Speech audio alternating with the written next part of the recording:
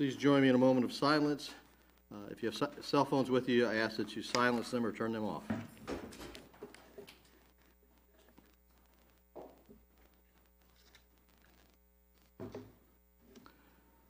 Please join me in the Pledge of Allegiance. I pledge allegiance to the flag of the United States of America and to the republic for which it stands, one nation, under God, indivisible, with liberty and justice for all. Please be seated. If you would call the roll, please. Councilmember Clark. Reed. Brown. Lawler. Here. Spicer. Here. Williamson. Here. And Mayor Etchison. Here. First item is approval of the agenda. If there are any proposed additions, deletions, or other changes by council members. Okay. I have a motion to approve the agenda as presented. So moved. Support for approval of the agenda. Support. Thank you. All those in favor say aye. Aye. Okay, the agenda is approved. Okay. First item is proclamation for recognition of National Day of Service. I'll present to you.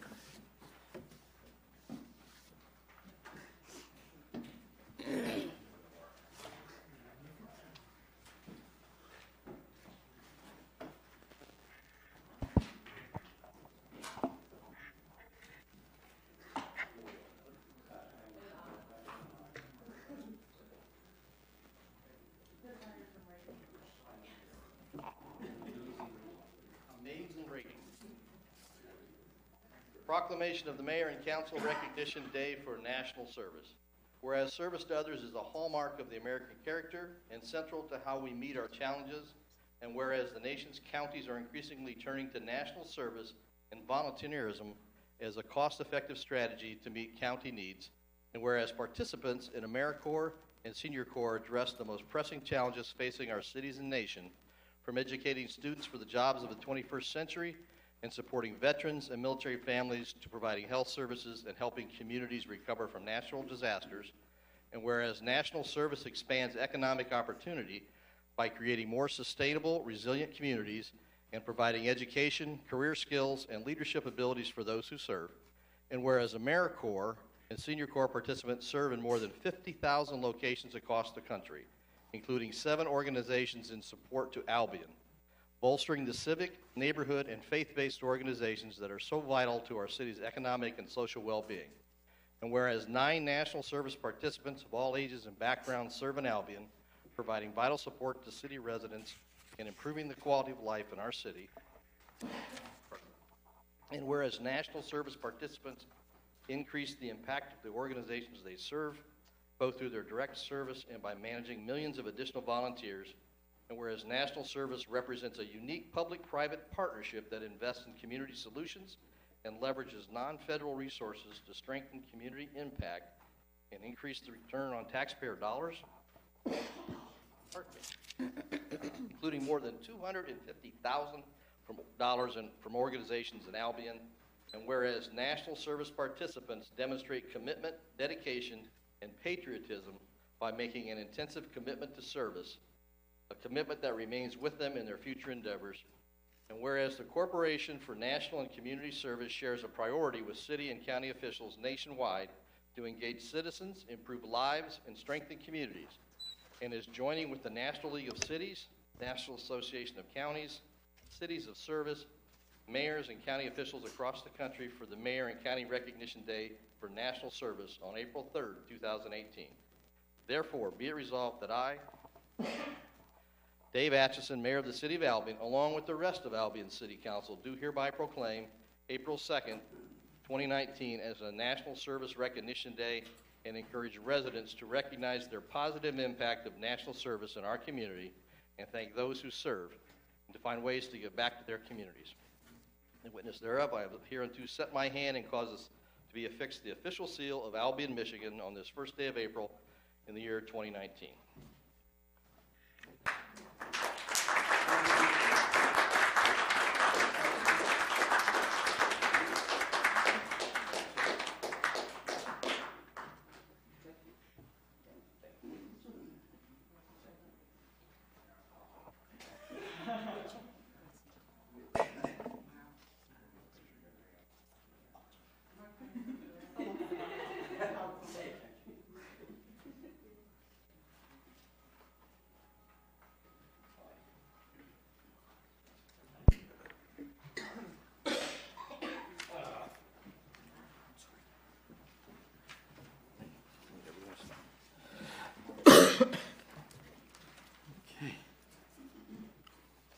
Okay, public comments. People wishing to address the council, please limit your comments to 3 minutes. We're very happy to have you with us this evening. Ask everyone to be respectful of everyone else and address your comments to the City Council. Good evening, everyone. Andrew French, 702 East Erie Street in Albion. I'd call your attention to item G of the agenda, request approval of resolution 2019-12 to increase the city wastewater rates of 7.5% each year commencing January of 2020 through December 31st of January 2024. In contrast that to item H, which lowers that rate to 5.9%. This is an issue that has faced the council for a number of years. I'm very happy to see that it has finally reached the point of being a discussion for approval on this agenda. I'm sure everyone knows the condition of our wastewater treatment plant and our water supply system, and everyone, I think, is already aware of the need for additional above-ground water storage as advocated by federal guidelines for fire protection and fire prevention. Given that the city is on a revitalization path with developments happening not only in the downtown and the college, but also in other areas, including Eaton Street development, the development of medical marijuana facilities at the industrial park, the need for increase in fire protection, fire safety is tantamount and vitally important. Therefore, I would encourage you, given how much money these changes will cost, that we advocate for a higher rate at 7.5% each year. We've not had an increase in more than 4 years, probably 5 by the time this goes into effect. And I think it's a matter of helping to meet the needs of our infrastructure, which have been sorely neglected over the last decade or two. So thank you very much for considering it, and I look forward to a positive vote in this agenda item. Thank you. Thank you.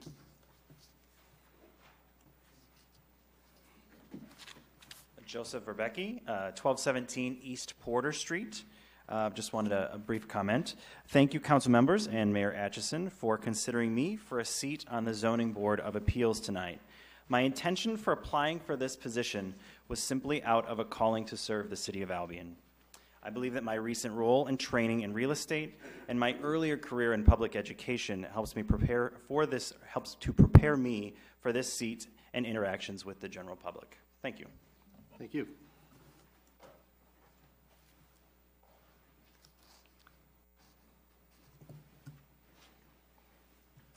Thank you, Mayor Atchison. My name is Jim Hodsma. I'm from 249 Snow Avenue in Battle Creek, 49037. I'm the state representative for our area and wish to continue to stop by Albion frequently. I'm here for Blues at the Bome and have my bracelet on. I thought I would come over here and see what might be happening at City Commission and meet Councilperson Clark for the first opportunity, so I appreciate that. I want to comment on just a couple of other things I've noticed recently in Albion. I had the pleasure to go by the American Legion Post 55 yesterday for their pancake breakfast, and I appreciate, Mayor Atchison, how you gave a proclamation recognizing that 100th anniversary of Post 55 of the American Legion. I saw that among the different materials that were on display in celebration of the 100th anniversary.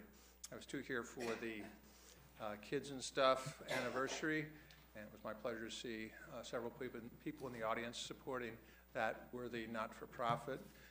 One of the AmeriCorps Vista representatives was recently up at the state capitol with Harrington School kids, and I had an opportunity to recognize those kids on the capitol floor.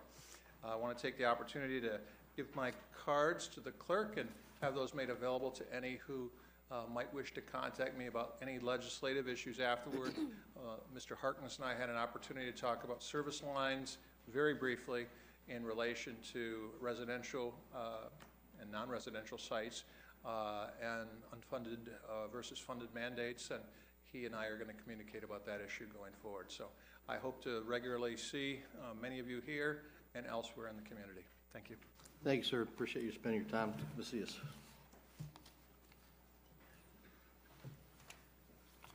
Are there further public comments this evening? Okay. Right. Items on the consent calendar. Pardon me.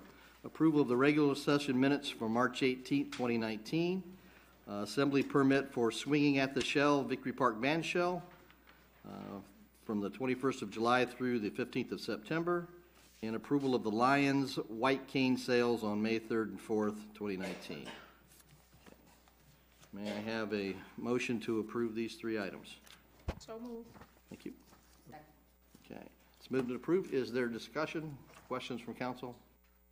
Okay. All those in favor of approving these three items, say aye. Aye. They are approved. Okay. All right. Next items for individual discussion. Request approval of mechanical amusement devices for Albion College, Leisure Hour Club, Red Box Automated, Spartan Stores Family Fair. May I have a motion to have those approved? So moved. Second. Okay. Is there discussion? All those in favor of approving those for those four entities, say aye. Aye. No opposed? Those are approved. Okay. Next item is request approval for garbage licenses for Republic Waste, Waste Management, and Granger Container Service. Their applications are in the package for council to have reviewed. May I have a motion to approve those three? So moved. Second? Support. Thank you. Is there any discussion or questions? Just so the council's clear, these are only for commercial selection and not for residential. Thank you for that clarification. Okay. All those in favor say aye. Aye. Opposed?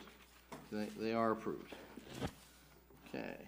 Next item is request approval to excuse Councilmember Brown from the March 18th, 2019 council meeting. That was an oversight on my part. I inadvertently skipped over that at the end of the council meeting, so if I may have a motion to approve that. So moved. Okay, it's been moved and seconded. Is there discussion? I have a question, point of information. I know that she's been out sick. Do we have documentation of that? She submitted, just make sure we're following the rules on that. Okay, thank you. Any further questions or discussion? Okay. Again, I'll take ownership of that. That was an inadvertent oversight during the last meeting. All those in favor of approving Councilmember Brown's absence, say aye. Aye. Aye.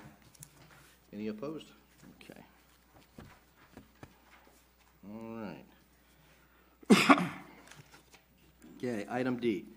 Discussion approval, first reading of ordinance 2019-03. An ordinance to amend ordinance 58-166, possession and use of marijuana.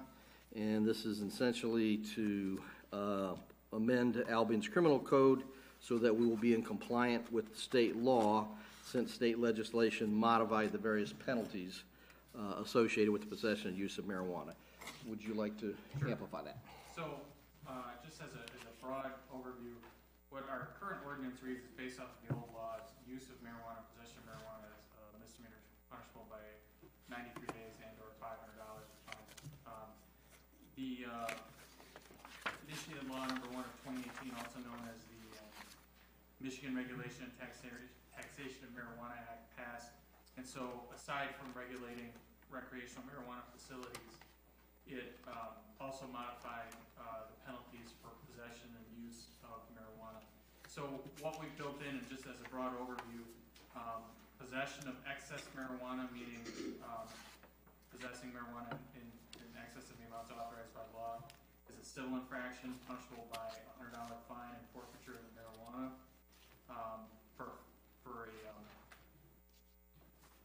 That's just if they possess more than what's allowed. If they possess twice the amount that's allowed or more, a first violation is a civil infraction punishable by $500. A second violation is a civil infraction punishable by a $1,000 fine, and a third violation is a misdemeanor punishable by a $500 fine. Just so the council's clear, that under the state law, with that third violation, it's a misdemeanor and $2,000. However, when you're dealing with a home rule city, our authority for misdemeanor stops at $500. So that's why it goes from $1,000 civil infraction to $500 misdemeanor. Minors in possession of marijuana are $100 civil infraction, community service, and some substance counseling and education. Second offense, the fine goes up to $500. The one addition that is not reflected in the state law that we have added is use of marijuana on city property being prohibited, meaning it can't be used in any city building, any city property, any city park, anything like that. I've also built in that it can't be used in schools.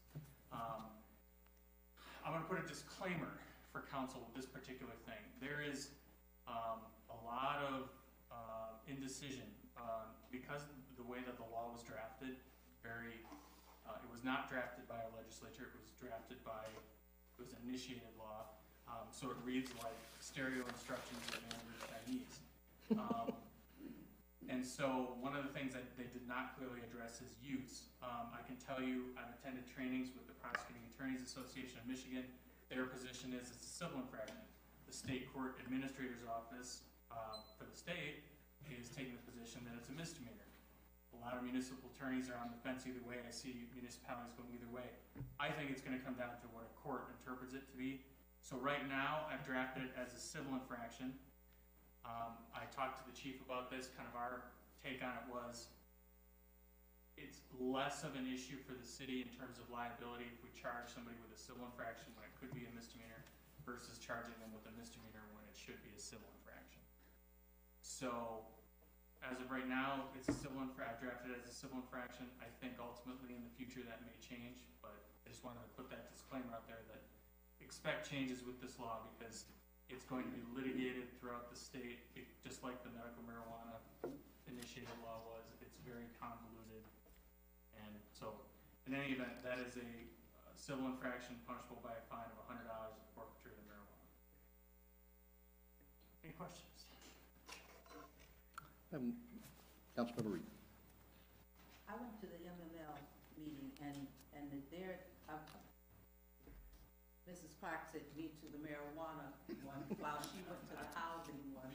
And anyway, the gentleman there was talking and he was saying that, you know, things are still so up in the air until nothing is really definite on anything. So I'm wondering, can people sit on their front porch and do this? Can they walk down the street and do this? No. Well, they can. But as long as you are on your personal property, you can. If you're on your personal property, the answer is yes. What this ordinance does is it precludes the walking down the street, using marijuana, using it in a park. Those are the things that we're looking to curtail because you know what you do in your home is your business, but once you take it out into the city streets, it becomes the city's business. Well, even I see it as even sitting on your porch or in a lawn chair in your yard. If you have children around, that's something that I see as a real negative. I would not want my children seeing somebody sitting around smoking marijuana. Well, and unfortunately, the way that the initiative law was drafted is we're very limited in what we can regulate, and once it's on private property, it's kind of out of our hands. Councilmember Clark. Just want to make a comment. In the federal funded buildings though, just for clarity, the law still stands where marijuana cannot be used. So in other words, in housing, in some housing where they're getting federal funding, it's against the law at that point for them to Possess. or possess marijuana in their. Councilmember Williamson, did you have a? Well, I was just going to ask, you know, when you were drafting this, were you looking at other cities that have dealt with and is it normal for them to be as restrictive? Is restrictive, or are you talking about the section that I was talking about, the convoluted section where we're not sure if it's a self-correction or misdemeanor? Because I can tell you, I talked to the city attorney for Sterling Heights, and I think he also services Fraser. I've talked to the civil attorney for Marshall, Delhi Township, Bath Township, Grand Ledge, DeWitt Township, Meridian Township, civil attorney. Some of them are doing misdemeanors for the use in public. Some of them are doing civil infractions. I know Marshall's pushing for a civil infraction. Marshall City Attorney and I agreed, we don't think that Pam is correct, but until a court interprets it, it's, I tend to err on the side of caution. I mean, I can tell you, out of the 3 municipalities that I represent, I've just drafted an almost identical ordinance for Eaton Rapids. They're doing a misdemeanor for this, but they want to be more aggressive. Okay. How does this rate next to the smoking policies of different places in the city? I'm sorry? Smoking tobacco. How does this rate next to smoking tobacco? I can't, off the top of my head, we've never dealt with I don't know what you would call it, like a civil infraction for smoking in a prohibited area. We've dealt with minor in possession of tobacco. That is a misdemeanor punishable by a $50 fine. So if someone was living in a housing unit that is owned by the federal government and the Albion police show up for a domestic disturbance of some kind, whether or a safety issue, if they're in possession of marijuana, is it the Albion Police Department that then will prosecute, arrest, or do a citation or follow this infraction? Who's obligated to do that? So the answer would be yes. If it's in Albion Public Safety would probably respond, or the county sheriff or the state could. They can enforce either our ordinance or they can enforce state law. As far as it being in public housing that's federally regulated, basically the impact of that could be you could, if you live in public housing and you're using marijuana, you could lose your housing as a result of that use. Right. Possession. So I asked that to make the point that if, say, I decide to go all out one night and go get weed and smoke in my home, and the police come by my house, which is not federally regulated, they can't do anything. It depends on how much marijuana if you're in possession of the excess amounts. Or Sorry, all out in the sense I follow the law. Yeah. But this sets up some, I think some inequality in the system, in the community, because someone living in their home that is poor or underserved and has to rely on federal subsidies for housing is ultimately subject to more penalties than I am for being a homeowner. So just by being perfectly able to own a home and pay for that home and live there, I have more freedom to take advantage of the law that was passed in Michigan to allow the possession of marijuana than someone who may live in public subsidized housing, correct? Well, what I would say is by engaging in any of the activity under the MRTMA in federally subsidized housing, you could jeopardize your housing. On the same token, if you just because it's legal at the state level doesn't mean a federal agency couldn't choose to enforce federal marijuana laws in your private home. It's correct, but highly unlikely, but it is possible.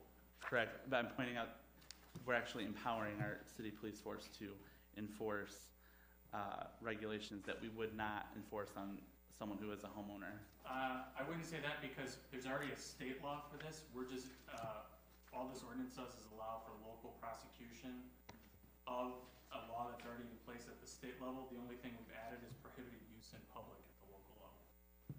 So I guess I'll ask the chief then, just because Albion Public Safety doesn't have the authority to enforce federal laws. No, right, so what I'm saying is if you show up out to one of the homes that is federally subsidized, for any number of things, it could just be someone got locked out of their house and needs to be in.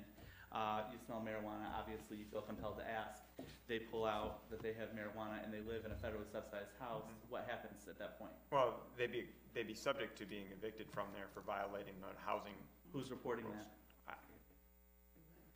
I don't know if anybody's reporting it. Are the police compelled to report that to their housing authority? So usually, because it's of HUD funding and things of that nature, when you're under lease or guidelines to that effect, usually if the police, in most lease, say any type of police contact needs to be reported to your landlord, and that's where that would fall.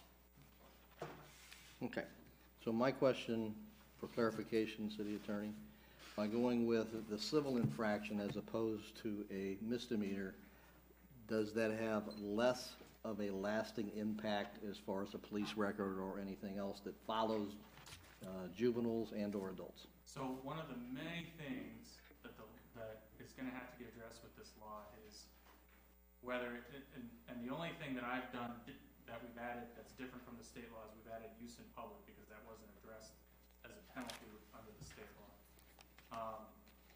But none of the civil infractions under the state law abstract, and so they don't go on your driving record, they don't go on a criminal record.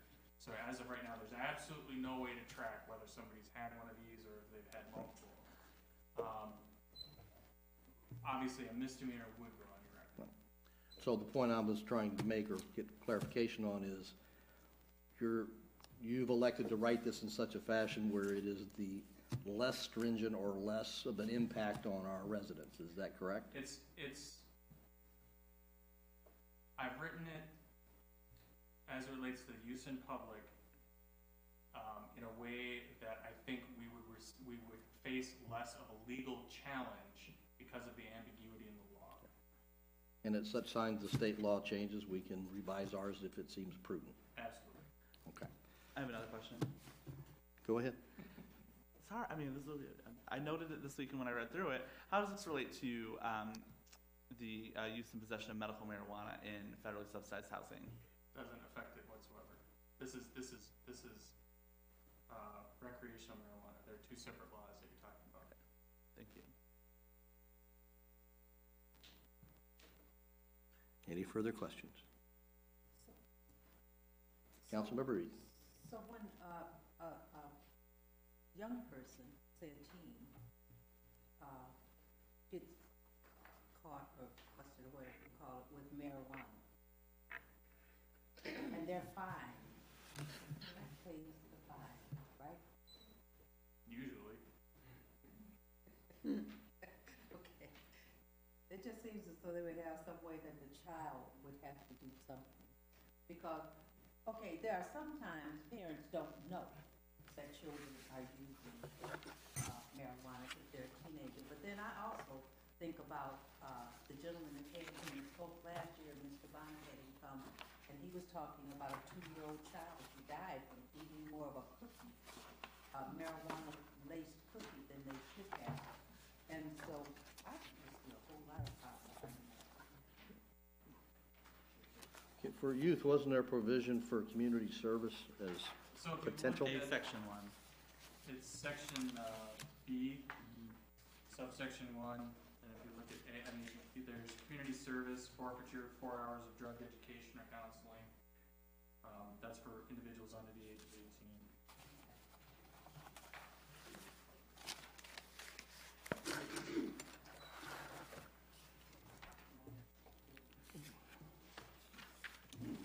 There's no further discussion or questions? All those in favor? Oh, I'm sorry, I thought we had a motion. Okay. May I have a motion to approve the ordinance for first reading? Ordinance 2019-03, ordinance to amend ordinance 58-166, possession and use of marijuana. So moved. Support? Okay, those in favor say aye. Aye. Those opposed? Nay. Would you like a roll call vote? No, you don't have to. Okay. I was only one. So, it is approved. Okay, next item, discussion, action, city manager search, request for proposal. Okay. May I have a motion to approve the RFP, which is included in the package? So moved. Is there a second? Second. Okay, is there discussion? I'm sure there is.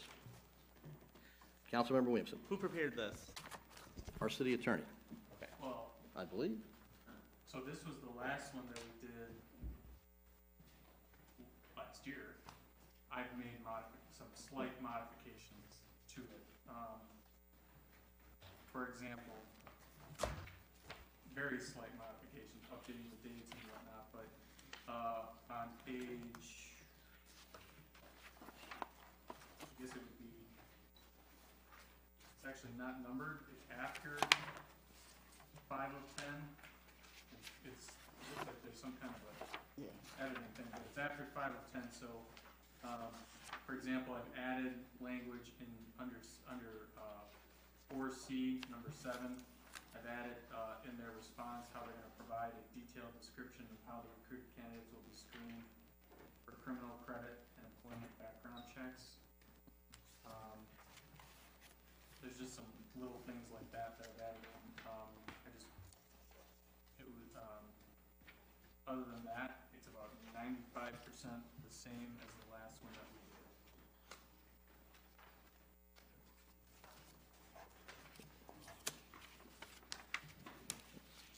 did. My suggestion, after discussing it with the city attorney, if we go out with this, would be to pick between 3 and 5 search firms and send it to them, which might speed up the process. So I would suggest we consider that. I have a clarification. Councilmember Spicer. So this is, we will be sending out and developing a RFP for a search firm to do the consulting and search work for a new city manager. Is that Correct. So then, approving this means that we will not be utilizing the warranty that was provided by GovHR for the search and replacement of a new city manager. Is that correct? That is correct. Doesn't mean we would not still have the option of exercising if we chose to go back to GovHR and we wanted to use their services to find another position. But because the results in this case were disastrous, that's my term, definitely did not turn out in the city's best interest, that I'm absolutely opposed to using GovHR to recruit a new city manager. The credit aspect of it, there's some other issues that I have with it, but that's the most egregious. There are other vacant positions in the city staff that is not really a concern. And so that would mitigate my issues and along those lines. But we certainly can have a discussion as to we just want to post the proposal or the RFP request for proposals and see who responds within 30 days. Or we could pick, like I said, between 3 and 5 and send it out to those specifically and ask for them to respond. If we choose that, it is possible it will speed the process up. And so I would recommend we consider that. But did that answer your question? No, not entirely. So I guess what I'm trying to find out is if we did not go with HR, we will have paid them $20,000 plus, and then we would have to, whatever a new firm required in terms of the monetary requirement for a new search. So we would then have to pay additional monies. I guess, is that what we're searching? That's correct. Oh, okay, so then, I know we're not at that point, but I guess I want us to consider, how does that look on our budget if we were to go with another firm and say they cost another $25,000? What, do you have any idea what that looks like on our budget? It'd be the same as last year. We're saving a substantial amount of money by not having a city manager currently. And so generally that's where that money goes to, is to search for a new city manager. Okay, so I thought the money that we were saving from the city manager was being utilized in some promotion of staff. So am I incorrect in that regard? That's correct. Any promotions of staff other than mine as interim city manager is coming from funds that we had for other positions. Okay, gotcha. I would like to target this search, I know, to at least one body. I'm open to other suggestions, but I would like to target it towards the Michigan Municipal League. I think we need to give them a call and have them bid for this and ask them specifically to bid for this. So I have the names of the 7 search firms that responded last year. The question before us is, there's two questions. One, do we want to go forward with an RFP and solicit and hire a consultant? Other options would be, as Councilmember Spicer, her questions go to, well, we have a guarantee, we could go back to GovHR. There'd be some additional cost, but it would be minimal. Another option would be, we're smart enough to do it on our own, which I don't agree with myself. So my recommendation would be to look at those, unless somebody else comes up with another name of a search firm, and target those. And I absolutely concur with you as far as including Michigan Municipal League.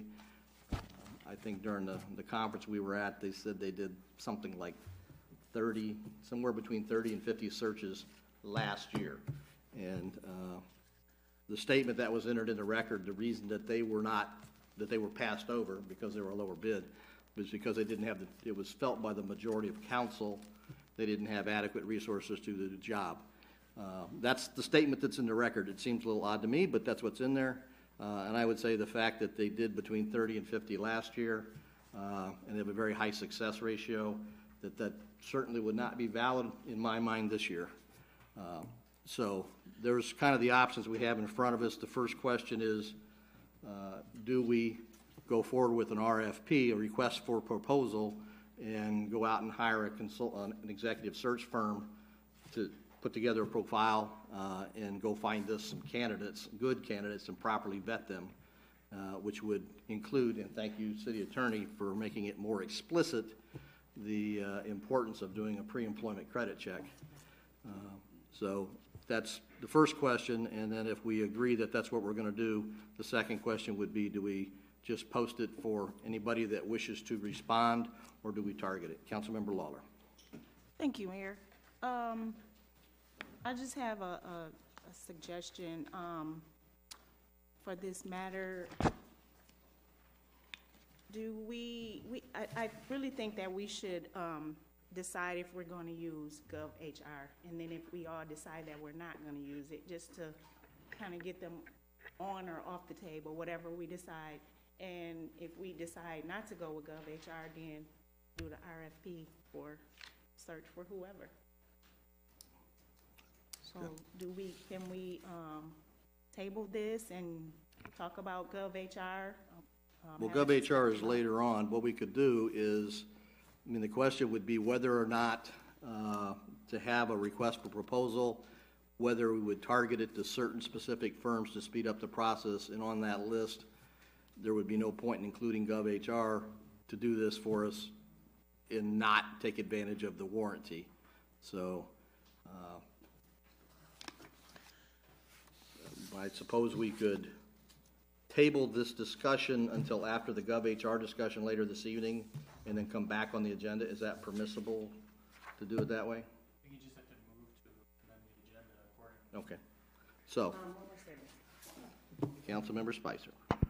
Thank you. I just wanted to clarify that the statement on the record that we could conduct our own city manager search was said because if we had a traditional HR department, we could do our own search. So I just wanted to add that. It wasn't just that. The statement was not just that we could conduct our own search. If we had a traditional HR department or manager division. Okay. Just for clarification purposes. Okay. Councilmember Williamson. I had a couple questions that Cullen may want to answer. So if we're just according to the rules of the meeting tonight, if we move this down below the GovHR discussion, we'll be able to take action on if we decide to move forward with this, correct? Yeah, well, I don't really think you need to table it. I think you just say, we'll Right. move this discussion action item on this. Right, I just want to make sure it didn't impair our ability to take action on that. And the second thing I wanted to ask was that in this particular RFP, it doesn't say very much about internal candidates receiving any sort of consideration. I was wondering if we are open to that being included in, or do we need to wait until we engage with the firm? I think that's a discussion you have when you With the firm, thank you. Okay. And the one thing I wanted to add to council, the other thing that I did add in the actual agreement for professional services that we've prepared is, on page 2, Article 5, number 6, I've added in, it says possession of working paper projects, reports, background/credit checks, and other materials produced in connection with the agreement shall be retained by the consultant, but I've added consultant shall provide copies for city of such records. Okay, so is there a motion to change the order on the agenda so that we can discuss Gov HR first? So moved. Okay, is there support? Support. Okay. All those in favor of revising the agenda to discuss Gov HR first, say aye. Aye. Okay, so we will do that. We'll discuss Gov HR now.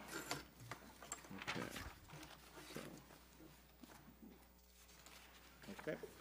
So the contract that we have with Gov HR does have a warranty section in it, and it does provide that if the employment doesn't last for, I think it's 1 year, that if the city wishes, they will forego their $14,000 fee and go out and conduct another search. There are additional fees, and based on what the contract was $20,000, so I'm assuming there's up to $6,000 essentially with Gov HR, so there'd be another $6,000 possibly. But the $14,000 executive search fee would be waived. And my position on that is why we think we would have faith and confidence in them to do it. It's the same position. They have the same information they had before, and their standards are what they are. I don't have zero faith in them as far as finding a city manager. Biggest issues were the credit issues, and I think the credit report that existed that Gov HR had access to, they had it in their custody on Ms. Rufus, was roughly 30 pages long. It had a lot of, that may or may not be right. I would just say, let's just be very. I don't want to run afoul of the Fair Credit Reporting Act, so we just, I guess what I think suffice to say, I don't think that Gov HR gave it due attention that it deserved. Okay. And what I'm led to understand is that it is clear that there were things that the city council should have been aware of, been made aware of. Gov HR is a professional search firm, and they knew full well that this position involved fiduciary responsibilities. They knew full well this position was the chief operating officer, sets the tone, sets the standards for all other city employees to adhere to. And I would remind my colleagues that within 60 days of starting, there were allegations and complaints, and that I would remind my colleagues to consider how long the individual actually served and performed the duties before we were compelled. I personally was compelled, but there was unanimous agreement on taking action and removing her from those duties while it was looked at. And then I would lastly remind my colleagues the decision that we made not too long ago, and the fact that there's a warrant with criminal indictments for embezzlement. And so I would stand by my position that the results of the last search that Gov HR did for us, that was a candidate that they put forward that reflects that company, and that is not suitable for this city. And I would not go back down that path again. I would completely oppose it for searching for a city manager. That's my statement. Councilmember Lawler. Thank you, Mayor. I do believe that we have some say-so in what we want. We, if I may say, did not ask about the credit check. So I think we failed to do that. As far as the actions of the last city manager, I don't think that has anything to do with HR. To me, when you go to an interview, you do your best to try and get the job. As for me, he laid out a couple people, and we decided, they didn't decide, but we decided as to who we wanted and who we didn't want. So I don't think Gov HR should be held responsible for something somebody else did, but I do understand that we do need to ask for ourselves if information is not given to us about credit checks and things like that, because that would have been interesting to know, but it just wasn't brought to the forefront. So, Councilmember Williamson.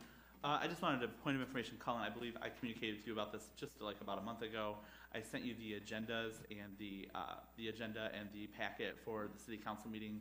I believe it was in September of 2018, where GovHR listed each candidate that was a finalist and had said their credit, background, criminal checks were clear. And I don't have the printed version with me tonight, but I did send it to Colin because I had an electronic version. So the one thing I want to make clear about GovHR is that while the actions of the candidate that was in the position last may not reflect that company, they did misrepresent the candidate or candidates that they put before the council. And so I have a hard time putting any sort of trust in that. You know, that is just a big violation of trust for this council to reconsider them again. They misrepresented the worthiness or the abilities of the candidates in front of us. And so I want to make sure that we do penalize GovHR for that by not including them in this search. Councilmember Lawler. thank you, Mayor. So I just have a comment about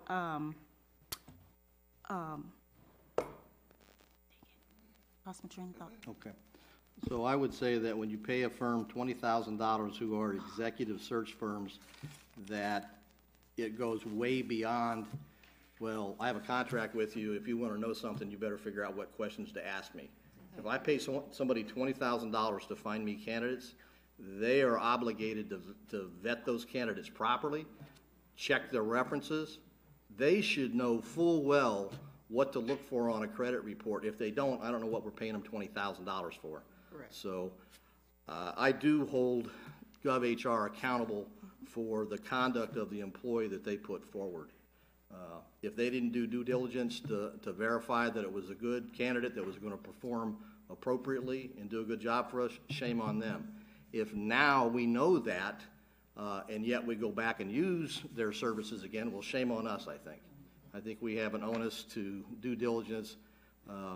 It's their responsibility, and I don't think they lived up to it. Councilmember Lawler. Okay. Got it back.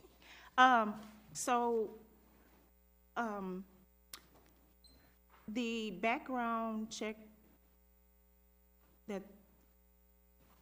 background check for the credit, was it up to their, I'm being told that it passed their standards.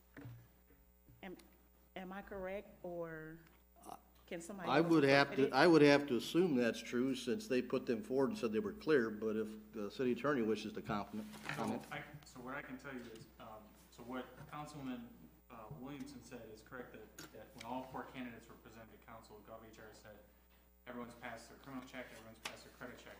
I had a conversation with James Vitrano, who did the search for the city, and forgive me, I'm forgetting the name of the other individual who was on the call, but I think he was counsel for GovHR. Basically, he said, well, we really only look for bankruptcy, were his exact words to me. Okay, so point of clarification at this point in time, we're having a discussion about GovHR. Are we allowed to take action to eliminate them from the pool of people we'd like to target? Or because it's just a discussion item, are we limited in taking a vote on that? As of right now, it's just a discussion item. To add something to the agenda, you'd have to have a private vote to do that. Otherwise, you just have to deal with it in your own, the other item. But when we get the other item and discuss whether or not we're going to have targeted or just post it, so we can have that discussion. Any other comments or questions? Okay, so if there's no further discussion, we'll move on. We'll move back to the discussion and decision on RFP for obtaining services for an executive search firm. Okay. So if I could have the motion again, just to make sure we're all on the same page. So moved. Okay. So, all right, so the motion before us that, and then we'll see if there's further discussion, is whether or not to go forward with a request for proposal, which we have two options, which would be either to just post it, and then whoever wishes to respond can respond. And I would say if GovHR chooses to respond, we certainly could find them unreliable based on prior experience. Or we pick between 3 and 5, we should have at least 3, and say, let's target this RFP to those 3 or 5, and ask for them to respond to us. We possibly could reduce the amount of time to 2 weeks. Currently it's 30 days. We could revise that if we wanted to. So there's 3 aspects we needed to decide whether or not we want to go out and just post it and give anybody that wishes to respond that meets the criteria 30 days to respond. Do we want to go out with a targeted RFP, and if so, do we want to stay with 30 days or reduce that to 2 weeks? Councilmember Williamson. I want to advocate that we do the targeted appeal by sending these to the institutions that had applied or that responded to the RFP the last time, minus GovHR. So that way it can be all. I think you said there were 7. I think that we can just send it out to 6, and that would be fine. We can ask all 6. I think that would be fair. Yes, Colin. One thing I would say, and I think there are several. But go ahead, I was just gonna say, I don't recall the name off the top of my head, but I think there were, several members of council will remember, there was actually another one that was eliminated by the council last time because, they had misrepresented having worked with the city of Albion before. I'd have to go back and look to see what name that was, but I remember the council immediately eliminated them from the list for consideration because they listed in their response that they had done a search for us before, which they had not. Okay, so then maybe we can just do the 5 minus those 2, and then I also I want to hear what Councilmember Spicer's point of order was. thank you very much. I guess if we're not going to consider utilizing the warranty under GovHR, I think we should. Excuse me, point of order. This isn't a point of order. This isn't a point of order. She said she had a point of order. I'm waiting to hear what it is. Oh, no, I thought this was my comment. Oh, okay. Go ahead, Councilmember Williamson. Okay, so as I was saying, I'd like us to look at the 5 targeted RFPs to those companies, and then I'd also like to keep the window open to 30 days the way we originally had it. I think the city, the more time, the better at this point from getting away from a tough situation that we've just been in, and I think 30 days gets us a thoughtful proposal and just that much longer away from kind of a traumatic point in time in the history of the city, so I yield. Okay. Councilmember Spicer? I was just going to say that if we're going to send RFP, then I think we should just submit the RFP out there. I don't think we should planning. I guess we can send the announcement to the person that in the past submitted a RFP. But I think that if we appear to that we put ourselves in a position for a company to get hired, we appear desperate. So I think if we just go the regular route to do an RFP, then people will just submit accordingly. Okay. So it appears the general consensus of council is to move forward with a request for proposal. So Councilmember Spicer, would you like to state your motion to send out a general RFP? We'll get second if we can, and we'll vote on that. And if your motion is approved, then that's what we'll do. If not, then we will go out with a targeted RFP. Okay, so I move that we submit the RFP as we have request for proposal as we have in the past, and allow search firms, companies to submit a bid for such services. Is there a second to the motion? Second. Okay. Any further discussion? Okay, so once more, what we're going to vote on, if you vote yes, you're voting to have it posted, and then it's anybody that wishes to respond can submit their proposal for council to consider.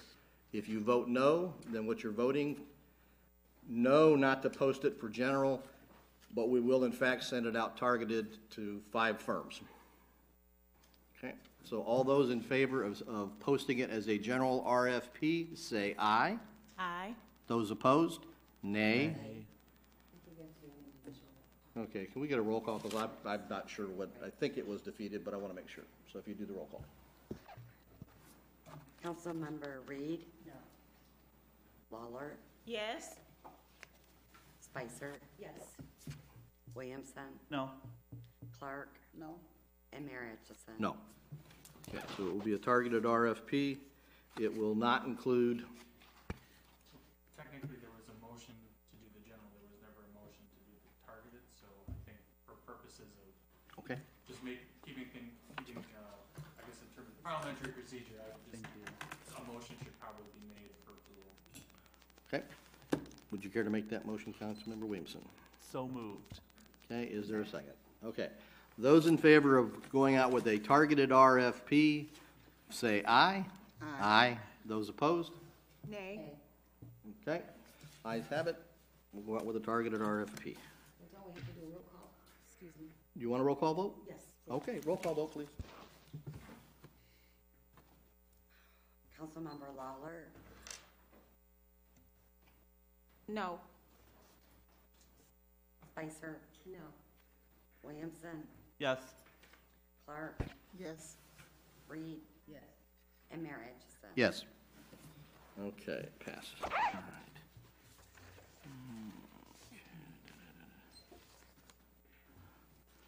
Okay, next item is request approval resolution 2019-11 to declare the annual recognition of Indigenous Peoples Day. If you would like to make a motion, Councilmember Williamson? So moved. Okay. Is there a second? Okay. Is there discussion, questions? Sure. Go ahead. So I figured I would maybe present on this a little bit during this time. I wasn't expecting this to be done as quick, but Cullen, a special thank you to Cullen for doing this quite quickly. This particular resolution is it's pretty clear cut. There's been a large movement across the United States to recognize what is now known as Columbus Day, which is a federally recognized holiday, to change that to Indigenous Peoples Day, to recognize those that were here long before any settlers arrived in the Americas. I think that the resolution speaks for itself when it says that even Albion was tribal land by Indigenous peoples, and we should respect that. This does not change anything fiscally for the city. This would already fall on a federally recognized holiday. It would, in fact, just change the name. So it is very much symbolic, but also very important to those in our community that identify as Native. That we respect them and understand them, and also understand that they came well before we did. And so I hope that I can garner a big vote from council to approve this resolution. Questions or comment from council? Okay, so my question is this a resolution to recognize and celebrate Indigenous peoples of the Americas, or is it to apologize for the colonization of America by European nations? Does this do anything other than just picking a day? And if we're going to pick a day, there are 2 other days. One the United Nations has picked, which I believe is the 9th of August, which is initially how this got started. And the second, because of our close proximity and close relations and a lot of family lineage from Canada, they chose the 24th of June. So I absolutely understand and appreciate the fact that Indigenous people lived here long before the Europeans showed up. And I am of Native American descent too, Cherokees from Oklahoma, Trail of Tears. But I also have Italian American heritage. And I think there are a couple of dates that have been approved, one by the United Nations, which is the 9th of August, and the other, Canada, is the 24th of June. And so I could support this wholeheartedly if we aligned ourselves with one of those 2 dates, unless the purpose is not to recognize and appreciate the culture, but it is to apologize for or go back in some way, say sorry for something. I'm just asking. What's the point? I think the point is that Columbus did not discover the United States. It's common. It's quite common. This is not supposed to be the battle line of the city, Mr. Mayor. No, I would agree. It's not. Unfortunately, you've chosen to make it that this evening. But it's commonly known that Columbus did not discover the United States. In fact, that's just what everyone learns in our schools here in our own community. And the reason I mean the movement of people who are moving this Columbus Day and changing it to Indigenous People Day in their municipality is the symbolism that we take a day off for someone who didn't discover America because of some made-up story about him actually doing that, and yet refuse to recognize the real discoverers of the United States, the real inhabitants here who were here long before anyone else. And so I don't think this is the sword the mayor wants to fall on, although I think if he chooses to do that tonight, that would be a mistake. So I don't think he should make us choose between recognizing Indigenous people versus making up some type of apology ceremony here. But this is just a really great way to recognize the people who are native to this country, who are more native than you or I could ever be. They're suffering for many years. Their relegation to the word escapes me. The reservations that are not very fruitful in resources, and then also the taking over their culture and desecration of their people over the many hundreds of years that we've done that. So, with that being said, while I appreciate the mayor wanting to move the day, the national movement and the people at the forefront of this type of movement have decided to co-opt that on Christopher Columbus Day, as it is more appropriate to recognize the true discoverers of America than someone who didn't do much at all. I yield. Any other comments? Okay, those in favor say aye. Aye. Those opposed, nay. The ayes have it. I'd like a roll call vote. Please read the roll. Councilmember Williamson, Yes. Clark, Yes. Reed, Lawler, Yes. Spicer, and Mayor Atchison. No.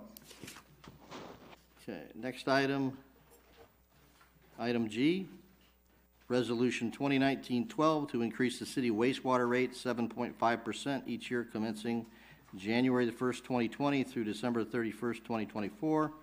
And I would point out that the next item is essentially the same but with a different rate. So the first one up for discussion, if I could have a motion on 2019-12 to increase city wastewater rates 7.5% each year. So moved. Is there a second? Second. Okay. Is there discussion? Okay. So my discussion is we had Mr. Phillips come and make a presentation and explain why the two different rates. And I am not wanting to misquote him or misstate his position. I believe his position, if you wish to come back up and state it again, but I will tell you what I believe the position is, which is that given the choice between the two, your recommendation would be to go to a higher rate. However, you did put forth at a lower rate that you felt that we could sustain and do what we needed to do. That is correct. Okay. The 7.5% was recommended by Fleece and Vandenbrink, done through the SAW grant study, a very exhaustive study. What we did was basically looked at it and said at 5.9%, could we get by? And understanding that it can be a hardship for people. So we really kind of just wanted to take that human side of this and say, what is the bare minimum? The 7.5% is the recommended. And it would be absolutely wonderful to be able to do all the things that we need to do. I just wanted to be able to put that other out to say we got to move forward, and this is the bare minimum that we can move forward with. And I think Councilmember Williamson, I was going to say Councilmember Shane, but Williamson did make a good point that, if we did go with the 7.5 and we look 3 years down the road at another rate study or rate design plan, we could then lower it, but raising it again would probably be difficult at that time. So it was a very good comment. But that was the reasoning for presenting the lower amount as well. Does that help? Mm-hmm. Maybe.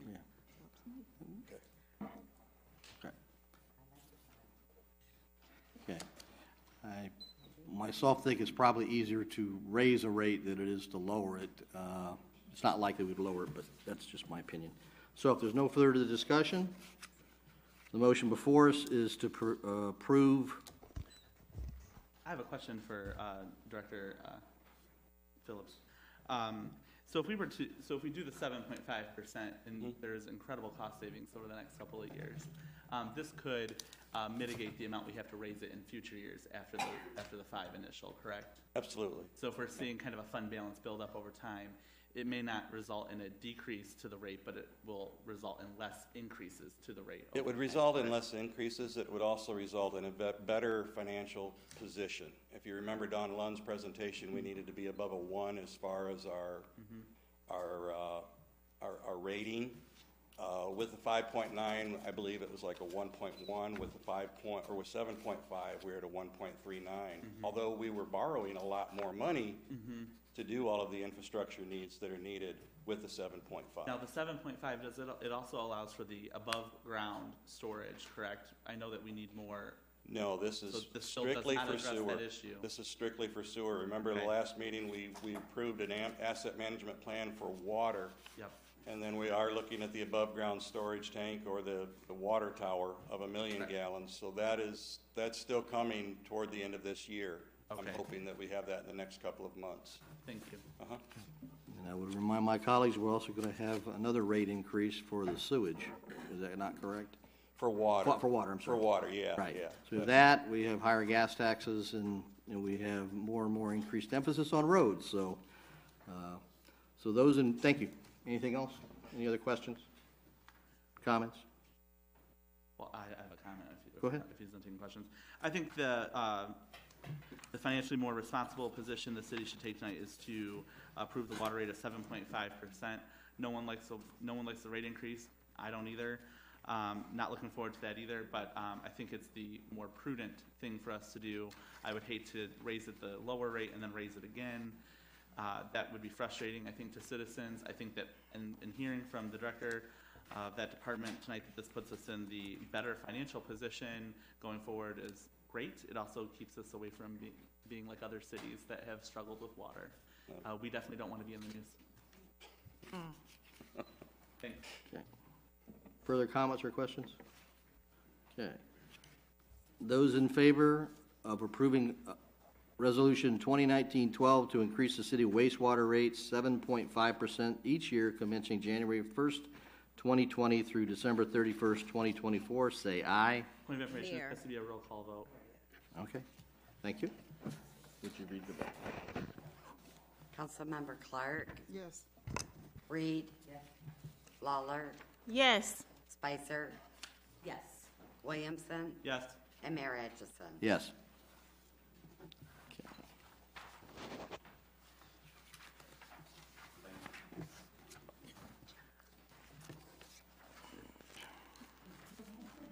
Does anybody want to move to approve Resolution 2019-13 to increase the city wastewater rates 5.9% each year? Well, since you've approved the 7.5, you necessarily have to remove H from the agenda. Okay. I just figured there'd get no motion, and then we would say, okay, I'm not going to vote on it.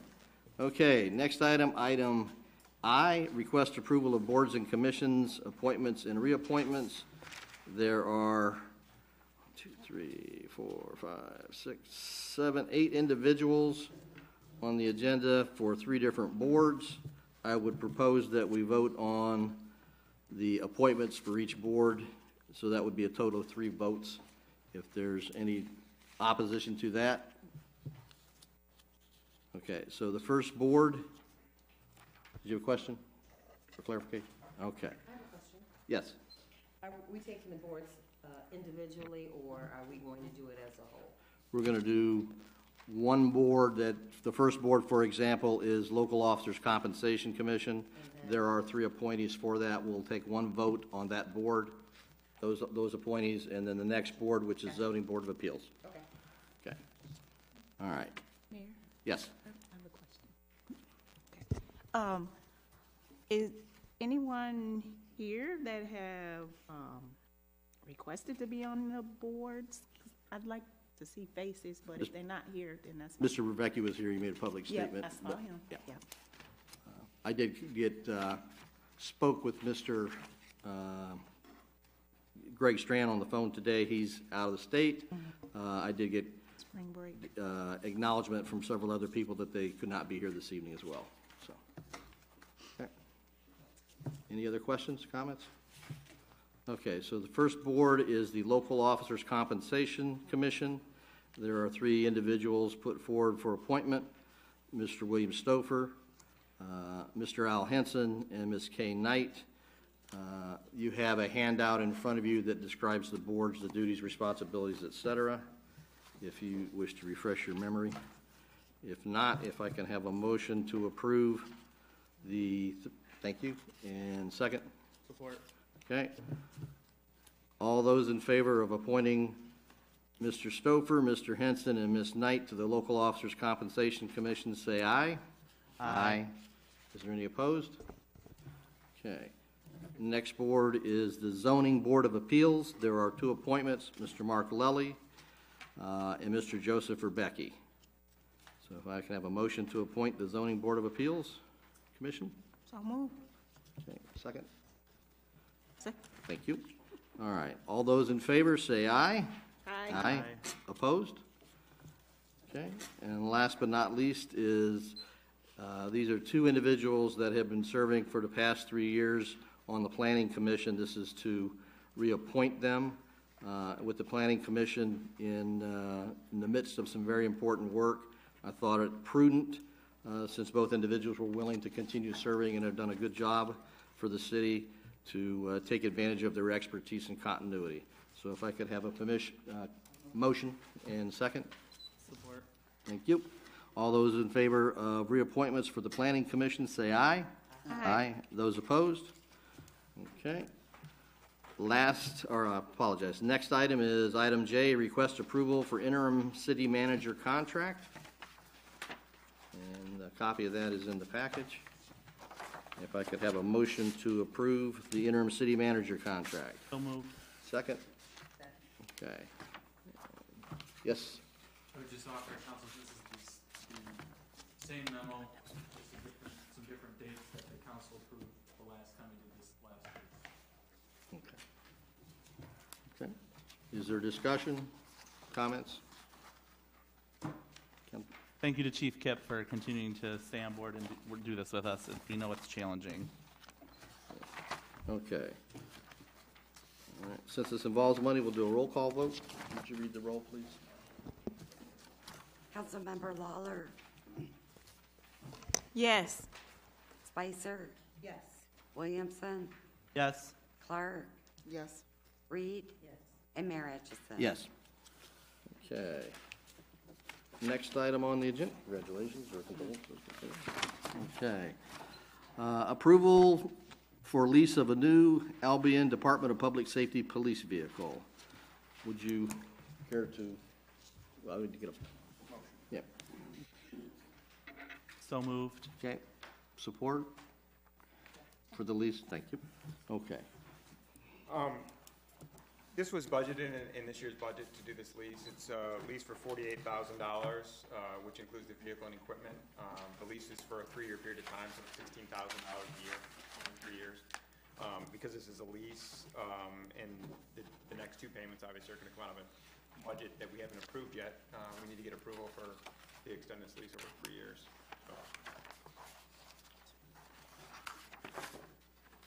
Councilmember Lawler. Thank you, Mayor.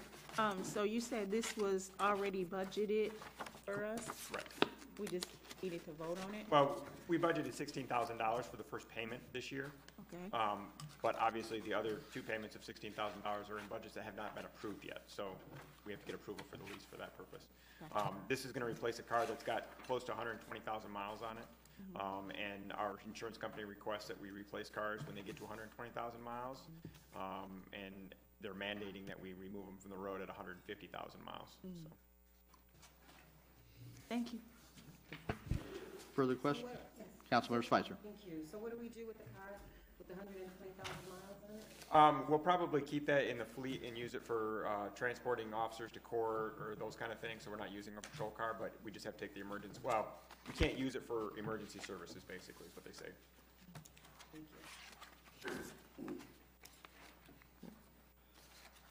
Seeing no further questions or discussion, okay, would you read the roll, please? Councilmember Spicer, Yes. Williamson, Yes. Clark, Yes. Reed, Yes. Lawler, Yes. and Mayor Atchison. Yes. Okay, future agenda items. Okay. Go ahead, Councilmember Lawler. Thank you. I'd like to add the Albion Marshall Connector. What's the nature of what you want to? They're requesting our approval for some money to help out with it. Okay.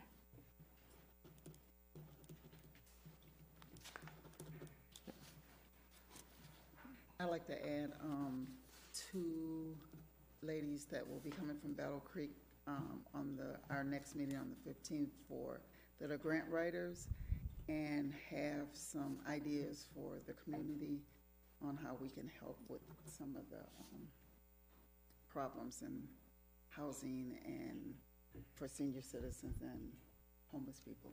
Okay.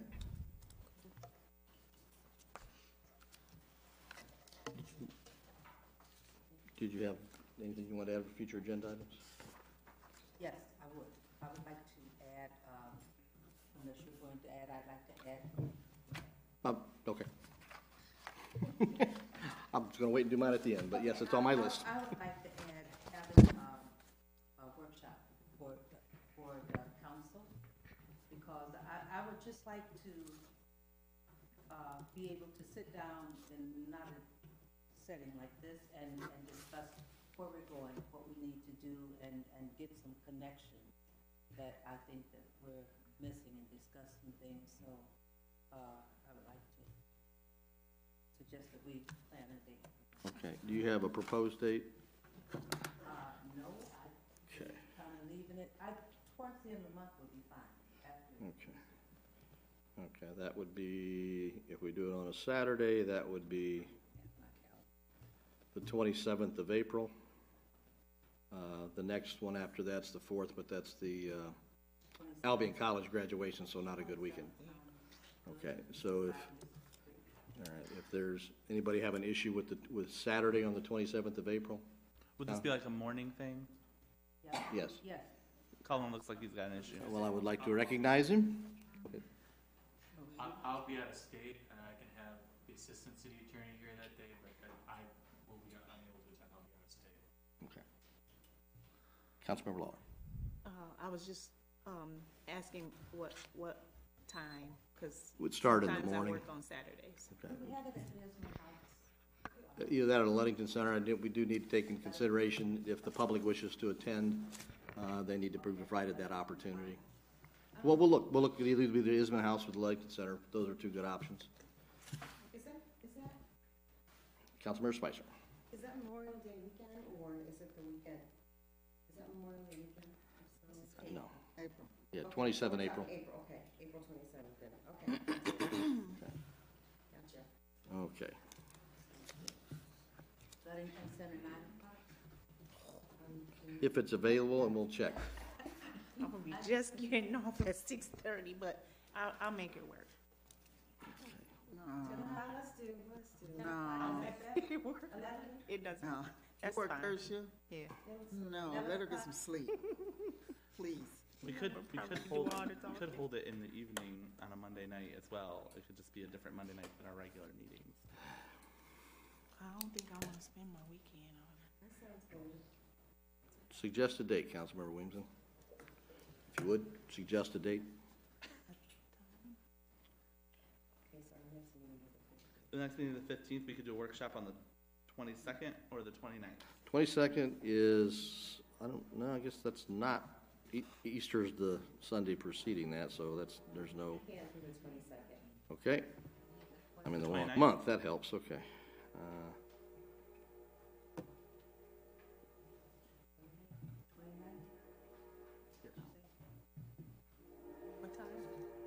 Anybody have an objection with Monday, the 29th of April? I don't have an objection, but I'll be out of state until May. That's fine. Okay, we'll do it Monday, the 29th of April. I may have a conflict, but I will get back with you and let you know. So, Okay. and you can always proceed without me. Okay. 6 o'clock. Does that work for you, everybody, at 6 p.m.? Okay. Monday, the 29th at 6 p.m. And this is to set some priorities and goals and initiatives that we can agree on. Hopefully, each precinct will bring something that they really want to champion, bring a couple of items that we can find things that we agree on, so. Okay. Councilmember Lawler, I mean, I've already asked you, Councilmember Lawler, does anybody else have other future agenda items? Nope. I don't. Okay, so the items that I have is, I have got a written request that'll be on the next agenda.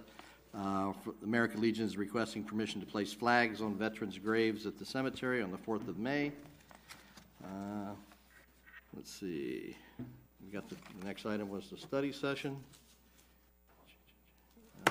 I'll put on the agenda for discussion only in our next council meeting, but I would like my colleagues to consider possibly moving our future council meetings at some point yet to be determined from the first and third Mondays to the first and third Tuesdays. And the reason for that, there's a couple of them.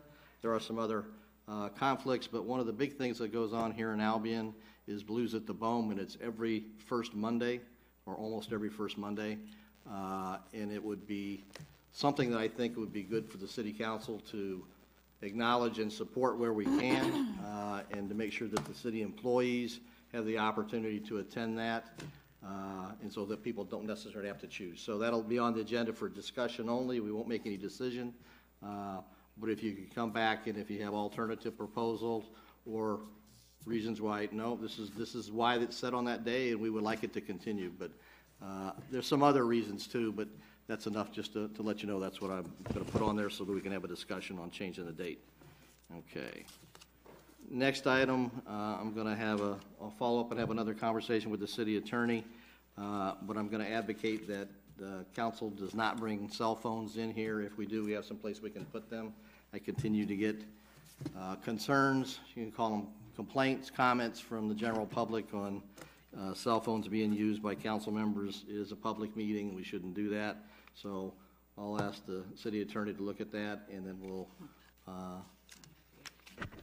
vote on that. Paper calendar next Well, week. right, me too, because I use mine for a calendar. So, First Monday, Tuesday. Okay. All right. So,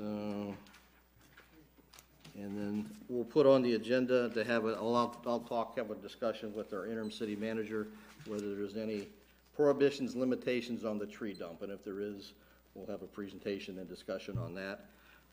And last but not least, we have a memo from our city attorney talking about the contract review and GovHR, and I'll have a further conversation with him, but at this point it's my intent to put before the council for a vote whether or not to pursue reimbursement against GovHR. So, Councilmember Reed. I'm sorry, I had meant to ask too about having put back on city cleanup. Okay. We have to make a decision.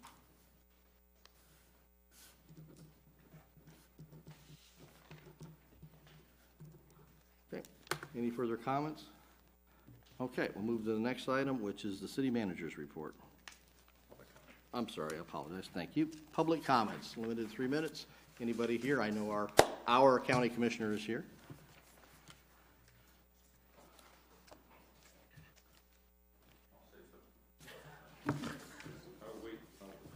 Please state your name and address. I'm David Abbott. I live at 412 South Clinton Street in Albion.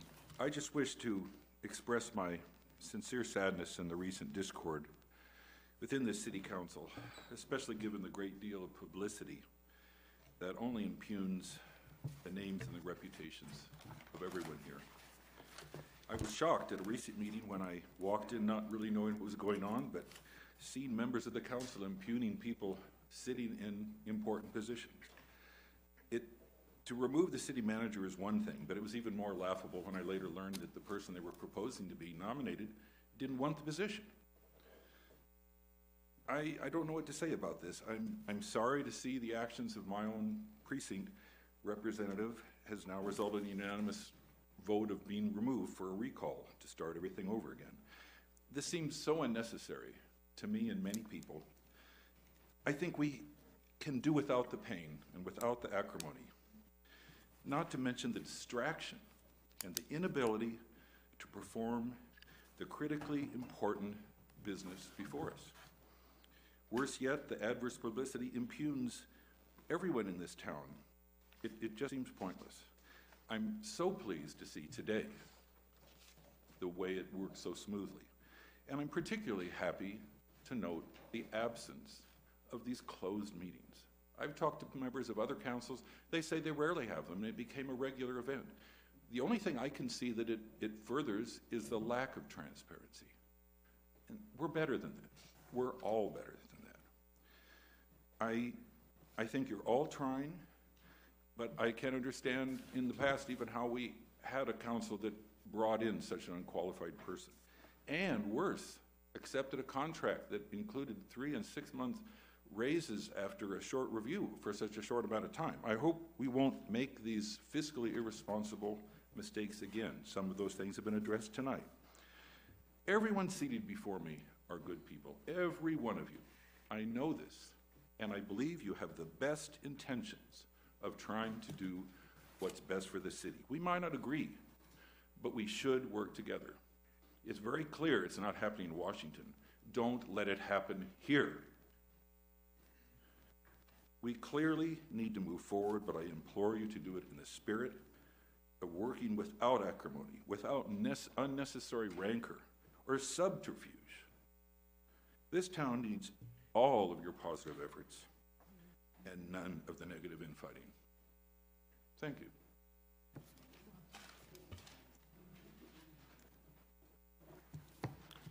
Is there further public comment this evening?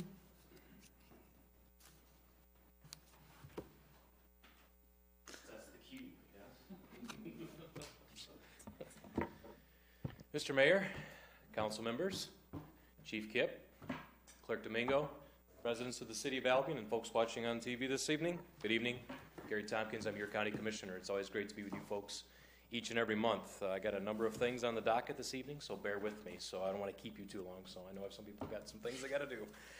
First and foremost, good news. The recent Board of Commissioners meeting, we approved a grant application to the Michigan Natural Resources Trust Fund for the development of the trailhead and public recreation on 65 acres just south of Riverside Cemetery in Albion Township. Now that's a big item. That's phase 2, which is the development process to actually get that land developed. So it'll be a major trailhead, certainly on the east side of the county. So good news for folks as that discussion continues. So just information for you there. Last week I had the opportunity to attend the Michigan Association of Counties Legislative Conference in Lansing. Some of the topics that were included that we covered were jail diversion programs, which were very important, the county's new responsibilities as it relates to property assessment, and then also how Michigan will regulate recreational marijuana, to name a few. One of the things that I'll be doing is there was a presentation that was done by an attorney that has been involved in the meetings and Lara and whatnot in developing those regulations, and I will send it to each one of you so that you guys have a up-to-date version of knowing what's going on, because it's an initial process, a lot of questions. I know certainly the councils had questions, as well as townships in the 7th District, and again, I'll provide that information just as a point of which you folks can review. So, I'm on the clock tonight. Oh my gosh, you guys. Absolutely. Additionally, Governor Whitmer was on hand for the Tuesday session, so we got to hear her budget proposal, which include revenue sharing, which was very well received, certainly by everybody there, as well as the proposed 45 cents gas tax increase for roads, which I will tell you that obviously we all know that roads are an issue, but it was probably not well received simply because one of the questions that came up in the audience was, do rural communities and do the rural areas get to have any of that money, if you will, to put on the roads? And unfortunately, the honest answer was no. It was going to go to the more heavily traveled roads and connectors. So that was a problem area that happened. Now, I will say, you don't discount anything. I think you also got to have alternative solutions, but it was a starting point. But again, I just want to give you guys the feel within that room of kind of how it was received once it was understood that some of the more rural communities were not going to receive that funding necessarily. So you'd be putting that 45 cents in, but not getting anything in return. So just something to be aware of for you folks there. As a reminder, the Calhoun County Senior Fair this Thursday, April 4th, from 10 a.m. to 1:30 p.m. at the Marshall Middle School Gymnasium. Over 90 vendors will be there, so if you have any seniors in your family or you know anybody who would like to go, it's an excellent opportunity. Where else can you get an opportunity to walk through an inflatable brain and colon? I mean, I don't know where that can happen, but it's going to happen this Thursday. It's there as well. So again, take advantage of the opportunity if you do have that for folks. My monthly newsletter. Most of you folks do receive my monthly newsletter. If you're not on the email list and you're interested in receiving it, please take advantage of the opportunity to get on that email and get it hot off the email press, I guess, if you will. Hard copies are available at the Albion District Library for anybody that would like to have those. It's a great resource to know what's going on in and around the 7th District. In this month's newsletter on page 4, I don't know if you can see this, but if you folks who remember this, on page 4, this is a breakdown of all the older adults that were served in Calhoun County by location or by the County Office of Senior Services in 2018. And I will tell you, I have to take a point of pride because if you'll notice here, and I apologize that it's so small, but notice that in the east side of the county, it's all in dark. Well, it's basically because that's where most of the seniors right now are getting taken care of right now. We've done, myself and others on the east side have done a tremendous job of getting the word out in terms of what services are available for seniors. Actually, if I look at this, Albion, the city of Albion has just about 50% of its seniors being serviced in some capacity, which is an amazing great. I mean, that's still a lot of work. We got another 50 to go. Again, that's positive. So again, the east side of the county, we've worked really, really hard to get that information out. And again, we've got great people advocating for us, certainly that. So going forward, I just find that as a point of pride. About 6,500 seniors throughout Calhoun County were served this past year with about $2.7 million spent on senior services. So a lot of money good for our seniors. And as it relates to the 7th District, we had significant increases in the city of Albion, an 8.23% increase in the amount of residents that were served in the city of Albion. In Homer, 18%, in Clarendon Township, 47%. We had overall about a 9.3% increase on the east side of the county in terms of seniors being served. So very positive things happening on the senior side. And then on page 5, one of the things we talk about roads, roads are always the big discussion, correct? Well, one thing we tend to forget about through the roads are the bridges and some of the issues that we have with bridges. And on page 5, I actually do an inventory of the entire 7th District, all the townships, city of Albion, et cetera, so you can actually see your bridge ratings in terms of throughout the city. So again, when it was built, what are the issues relative to it? We've got 2 bridges within the city of Albion, one on Haven Road and one on North Albion Street, which you're very familiar with. Poor condition. We're at red status. Some significant issues. And one of the things I point that out is it gives you the ability to see exactly what bridges in your city are issues, but also gives any of us, or myself included, an opportunity to advocate to our state legislature and say, see, we've got some issues here. Because when you get to a 4 or 3, a poor rating, it's a dangerous situation. So again, take advantage of the opportunity, take a look at that. But again, across the 7th District, for the most part, we're in good shape. But we've got a couple of bridges in the city of Albion, plus some others that need to be really addressed. And it's getting to a point where if you can't have a bus cross it, you have really issues with it. Especially, like I said, North Albion Street is a very, very bad bridge that needs to really be taken care of. So again, just information for you folks to have on that. And then finally, as I'm 2.5, almost 3 minutes over my time, and I apologize for that. Finally, I need your help. And this is your opportunity for your voice to be heard. If you guys remember, one of the things I really pride myself in is listening to you folks, advocating on your behalf in any way I can. Well, there are a number of things that are coming down the pipe right now that really need to have your opinion, your priorities are. I want to listen to you. I want to know what you want so that I have a better opportunity to advocate on your behalf. So with that being said, I have what I call an opinion or private priority survey that I'm putting out right now. I just unveiled it, and I would like everybody, collectively, anybody on TV, if you see me, I'll have them available to them. Anybody here would like to have one tonight? And all of you folks, I want your input. I want your priorities. I want to know what your opinions are, because that's important to me. Because again, I'm a servant to you folks, and I want to make sure whatever I can do to advocate is what I want to do. So again, these will be available afterwards. Come see me, pick up one, drop them back off to me if you want to. When you see me, you guys always see me around from place to place. You can email them to me. You can send them. You don't have to put your name on them. It's totally discreet. So feel free to be able to write in the boxes. I've got all kinds of places. You just have a good time. Just tell me what your concerns, what your priorities are, because I do want to hear from you folks. So with that being said, Unless there's any questions, it's always great to be with you folks each and every month. Yes, ma'am. Councilmember Lawler. Yes, ma'am. Thank you, Mayor. Is there any word about, well, I have three things. Sure. Transportation, the countywide transportation. Yep, transportation study. And the gas hike for the roads, which is, you said that it's not for rural areas. Yeah, if you look at it, the additional $2.5 billion that the 45 cents is going to go into a separate fund aside from Act 51, which is your normal funding mechanism. That $2.5 billion is broken down, and I've got this for you, and I can show you afterwards. It shows you exactly what percentage. A majority, 75% of that money is going to go to MDOT or state roads. So unless you have a state road, if you don't, like the city streets and municipalities, you're not going to get that money.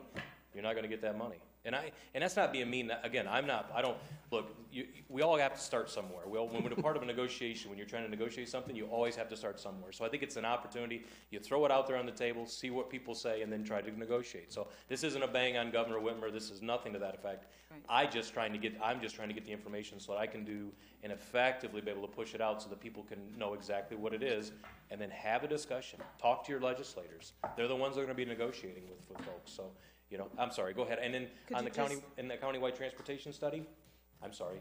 If you got one more, I'll wait. I apologize. No, I was just saying, can you relate a message there?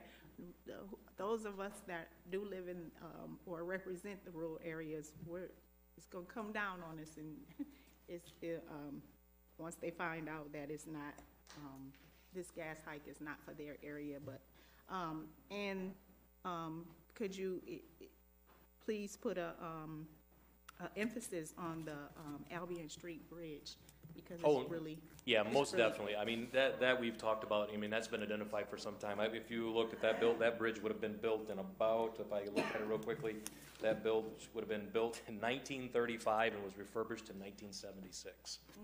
So you're looking at, it's now 44 years old on the refurbishment side. It was built in 35. So that bridge just seems to not get the attention it deserves. It's been put out there. I know I can say we've advocated for that, and we've just not been able to get there. So we'll continue to advocate on that, and we've got their ear, so they understand that. And then on the transportation study, there was a 5 to 6 member committee that was created, and there's a lot of people at especially municipalities and others that were the key stakeholders in that process, at least going over that, reviewing it. I will tell you that from what I understand, there are public events going to be happening on the east side of the county, maybe in April. I'm not mistaken exactly, but I would encourage everybody to take the opportunity to go to those public input sessions and, again, let your voice be heard. If you have concerns about transportation, if you have a specific item, make sure that you're there to at least put it out there for folks, because, again, if you don't show up, they're obviously not going to be able to hear your concerns, so take advantage of that opportunity. How do we know those dates? I will get those to you as soon as I find them out, exactly. So I'm in the process of trying to get those dates, but I will let you know as soon as I do, and I'll blast those out to you folks. So, again, it's something you're looking at probably an October, November timeframe when that full report will be done, and then from that is what will be the next step in the process of development for that. So I know certainly Councilmember Law, you're involved with the Albion Marshall Connector, as I am as well. I've been to those meetings. So again, we know transportation is at the top of the list on many items as well. So any other questions anybody has? If not, and again, I'll just remind everybody that if they would stop by afterwards, I got plenty of these surveys, and please, I would appreciate as much help as I can get from those, because I would like to get a lot of them back so that I can get a fair understanding of exactly what your opinions and priorities are. It's important to me. All right? Thank you very much. You guys have a great evening. All right? Thank you. And that stack I took from you on Sunday, I all passed them all out. So I need to get another one from you. Exactly. Thank you very much. I appreciate it. Okay. City manager's report. To add on a little bit here, in some of my research, I found that there are actually bridge grants through MDOT, and I already have Assistant City Manager Snyder working on a bridge grant for the Albion Street Bridge. Those grants are due in early May, and it is for the 2022 construction year. So we are already working towards that. I'm not sure where that's going to be. Mayor, may I approach real quickly just to respond to that? Sure. Sorry, Chief. One of the things that I really want to point out, the fact is you talk about 2022, because that bridge is such a poor there are potential monies that could be had in that, but that's something I would work through the legislature on. So just from your vantage point, it's good. I apologize. Well, and we can work from different Exactly right, different exactly. directions that Because this hopefully in gets essence, done. because of that bridge rating being a 4 and poor, and basically the deck, the superstructure, and the substructure is shot collectively. I mean, all three of them are in bad shape. It just, from that point, getting those grants, absolutely. But for my part, I'll do what I can to advocate on that side, just because I think it's important enough to push it if we can. So I'm sorry. And the possibility there then is we could maybe do the Haven Street Bridge with that money if we were able to get it as well. So we're There you working go. from our end on that. Absolutely. That's sorry. And running the river trail, the new part down through there is extra help too. Yep. And then, talking about street projects, MDOT actually met with us just last week. They have intention to resurface Austin Avenue from Eaton Street all the way out to 25.5-mile road next year. And so that, when you say state money doesn't affect us, we actually have 4 state highways in town. North Eaton Street is a state highway, Austin Avenue is a state highway, South Superior Street is a state highway, and Michigan Avenue is a state highway. So they do give us money and do those constructions. The intent right now, and there'll be meetings on this, but they haven't gotten that far yet. They want to change Austin Avenue to road diet as we did downtown, so it would be 3 lanes, two travel lanes with a center turn lane, the entire length from Eaton Street all the way to 27-mile road, where it would narrow down to 2 lanes as it leaves the city. So we have some issues now with the tree dump that we've been informed by the DEQ. That we can no longer use it the way we've been using it. We are looking into what we can do about that, but currently we are not going to be able to take leaves or grass clippings or anything like that to the tree dump. We can still take branches and wood, but just not anything that would have to be composted, basically, until we can figure out how we do that. Question from Councilmember Lawler. I'm Spicer, I apologize. I was looking at you. I just wanted to mention to Chief, I know we have leaf pickup through Granger right now. Correct. Can you get info to us with regard to that contract? Because I know it's, Sure. isn't it possibly coming up for? It started today, actually. So the leaf pickup, whenever your leaf pickup normally was, which I think was Wednesdays for everybody. Yeah, okay, for the entire city is on Wednesday. And so they'll take the 6 bags, or if you have a bin, like you put your garbage in, they will also take that and dump it. So I don't know how you get a second one for that purpose, but they will use those bins. But it must be labeled as yard waste. Yard waste, right. You must clearly label like a trash can or something as yard Brown waste. plastic one. Yes. Yep. But also, I was trying, I wanted to mention regarding the Granger contract, isn't it coming up for review? Should be. Next year, right? 2020. Okay. Yeah. And so that's something we do need to start looking at soon and probably getting community feedback on what they'd like to see different in the contract. So Okay, thank you. we'll put this on the agenda for more later. So then we had last Tuesday night we had another meeting reference the a community meeting reference the 2 street projects going on this summer. Both the meeting that was held at the American Legion and then the one at the community or the Opportunity School that was held last Tuesday are available on YouTube. So if you're interested in hearing what some of the questions were and the answers to those questions, both those meetings are available on YouTube. Over the last couple of weeks, we've had several discussions now about what the future of Albion recreation looks like. There's been interest from the Battle Creek Y in taking over part or all of that, and some of that, what can happen and how that can look in the future. So a coalition, including the City of Albion, Albion Healthcare Alliance, Regional Healthcare Alliance, Battle Creek Y, the Fork Senior Center in Oaklawn, is seeking grant funding from the Calhoun County Senior Millage to plan what the Albion Recreation Program might look like, with leadership role being taken by the Y after Director Williams' retirement. It will be an inclusive process to explore expanding the recreation options beyond youth sports to include healthy and active lifestyles and aging adult programs, and a recommendation will be developed and brought back to the council for approval relative to how the recreation millage money may be used. The application will be made in May, and the process would be kicked off as soon as funding is available. In the meantime, I've had conversations with Director Williams, and he has agreed to stay on temporarily until a new director is found or other direction is taken. That's all. Councilmember Spicer. All right, thank you. Just a quick question for Chief Kip. With the organizations that you mentioned that were going to be a part of the review for Albion's Recreation Department, will the Albion Recreation Department staff be a part of that? Because I know that there was Director Williams, and he retired and agreed to stay on, but there's other staff. You want to make sure somebody's looking out for Albion's children? And what The coalition is just seeking the funding to put this together. This is not, they're not the ones that are making the decisions. You're not going to decide what programs, anything? They're just trying to get funding together so that we can actually do something to schedule a group to come together to make these decisions. So Money for planning. money for planning, yeah. So. Mayor and council member comments. Council members, do you have comments? Councilmember Lawler. Thank you, Mayor. I just want everyone ask the council to be mindful of long agendas after 9 o'clock.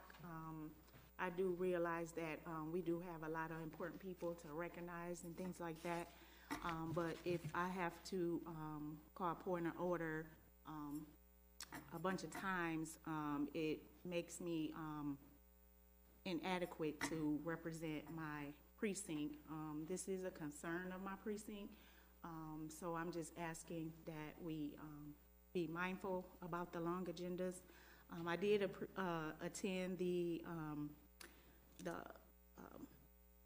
town hall meeting that Scott Kip had for the North Street and Irwin Ave project. It was greatly put together, and I appreciate that. As far as our leaves not being able to be taken to the tree dump, what people with big yards, my mother has a big yard, so she's only allowed 6 bags a week. Tree dump's not open anymore. Can we come together to think about something that we can do to help residents with big yards? They have big yards on Irwin Ave and many other places, but try to bring something to the table that we can help with the bags of leaves, so it won't be so costly, especially on people with fixed incomes. And you mentioned something about the 2 lanes. Did you say Albion Street or did you say Austin Avenue. Austin Avenue? Okay, Austin Avenue. What is the benefit of that? You don't have to tell me now, or you can tell me later. That's right. It's the same thing that we did downtown when we had the 4 lanes. We narrowed it down to 3 lanes, so there's a center turn lane. It lowers speeds usually. It makes it safer for pedestrians to cross. Okay. And you don't have the people trying to speed to get by people before the lanes change. So. Okay. Okay. Thank you. Okay. Councilmember Clark. So I just have a flyer for any of the landlords in the area that I put over there on the podium, and it's for the Fair Housing monthly meeting, and this one is of interest, should be of interest to some of the landlords, because it's about companion pets and service animals. The laws as far as they're protected now. So we're going to have somebody there that's going to give you the details of what this means and what it looks like, and what you can't say to a person that tells you they have a service animal or a companion pet and want to move into your apartment. So this meeting is on Thursday, April the 18th. It's from 5 to 6:30, and it's at the Salvation Army at 400 Capitol Avenue, Northeast. Councilmember Williams. A couple of things. The first one is I wanted to thank my fellow council members and the mayor for the resolution of the recognizing Indigenous Peoples Day here in Albion. I appreciate that. I think that's quite a progressive move of our council, just along with many other municipalities. I wanted to draw special attention in our packets. The Albion Community Foundation has given us invitations, but also many people in the community invitations to celebrate their 50th anniversary gala. Having a community foundation in our community is really special, and I hope that we can all show up to support that as they hopefully move into another 50 amazing years here in Albion. Thank you. Okay. Seeing no further comments, okay. May I have a motion to adjourn? Support. Oh, thank you.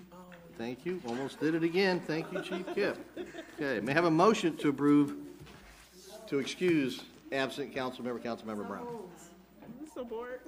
Okay. All those in favor say aye. Aye. Okay. Motion to adjourn. Support. All those in favor say aye. Aye. Adjourn.